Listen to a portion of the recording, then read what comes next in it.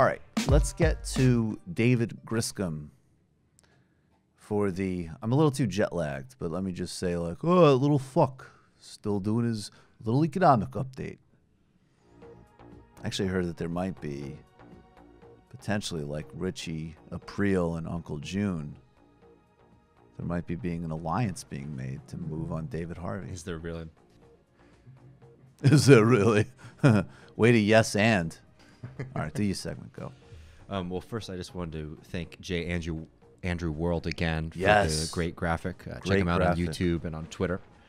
But yeah, let's pivot. We have a housing crisis in the United States, and that crisis has been getting worse over the past 20 years.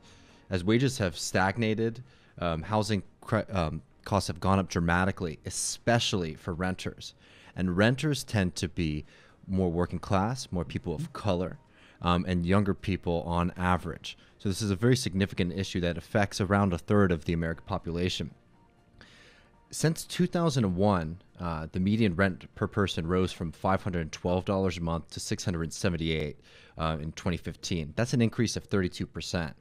In fact, the Pew Research found that since 2001, gross rent has increased 3% a year on average, while income has actually declined by an average of 0.1% annually, falling from $56,531 in 2001 to $56,516 in 2015.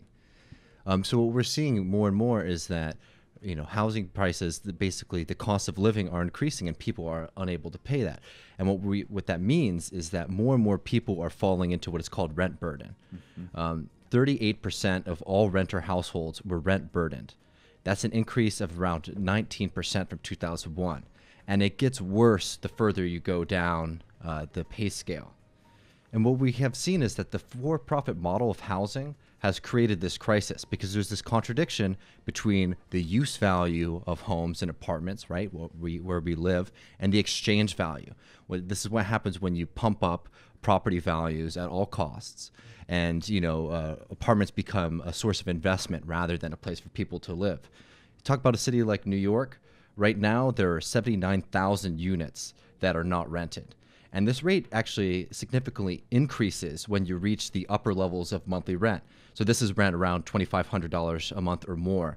Around 8.74% of all units priced above this range are empty. So what we're seeing is, while people are really searching for, affordable living houses, that we're having apartments that are just left completely empty because people have other uses for apartments. So they use them for investment. They use them for Airbnb. They use them to stockpile money. And this is like the ridiculous rent prices in this city are bad enough. But you know what? The affordability crisis is not just a New York issue. It's all around the country. In fact, it gets really bad when you look at other metro areas. A study by the Joint Center for Housing Studies found that in 101 of the nation's largest metro areas, a majority of poor residents are severely cost burdened.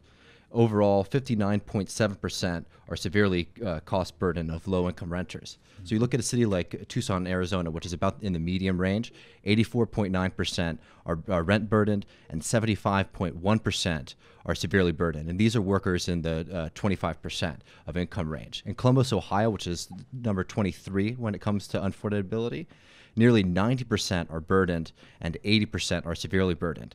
And the worst area in the country for low-wage workers to be able to have a home, remember what we're talking about. We're talking about people who are working and are unable to live. 94.8% of poor residents are cost burdened, and 89.2% of low-wage workers in Las Vegas are severely rent burdened.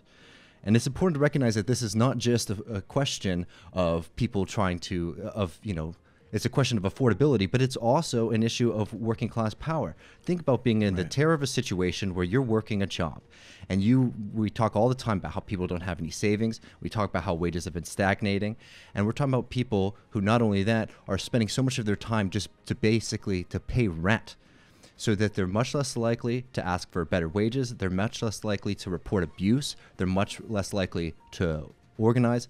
This is a calculated terror regime on working class people in this country, and we need to take it seriously. I very much support Daniel Cohen's piece in Jacobin this week that calls for, I guess earlier in February, but it calls for a massive investment in building 10 million public housing units as part of the Green New Deal. Because guess what? The housing crisis does not just affect us economically, it's also a serious environmental issue. Right. The building sector is responsible for 39% of U.S. energy consumption. Jesus. So we need to have a massive investment in public housing, in green housing, and we need to reclaim our cities and make them places that people live rather than just places that people are able to park money. And when we're talking about when we're talking about the kind of buildings that are being shot up around the country right now, you see this, especially around the areas outside of cities, where we have these 3-story units, which are made out of, cheap wood and cheap materials. These were supposed to be for people in public housing, and now they're being used to create apartments that are priced way above any kind of reasonable rent price. And it's something that we really need to take seriously, because we're seeing people having lower quality housing in general, and then many, many people unable to afford housing in the first place. 100%. Yeah. And I'll just say, I mean, as somebody who growing up, there was a huge amount of housing precarity, including evictions and lots of moving, and then a huge amount of housing precarity throughout my 20s. In addition to it being an innate wrong in and of itself, it's one of these other things that's like the stress levels that puts on you, whether it be in work or academic performance, is astonishing. It's massive. So there's also just this huge psychic toll, which correlates with all of the material conditions as well, obviously. You just enjoyed that Michael Brooks Show video, and you can get a lot more by subscribing to us here at the Michael Brooks Show YouTube channel. It's literally right there.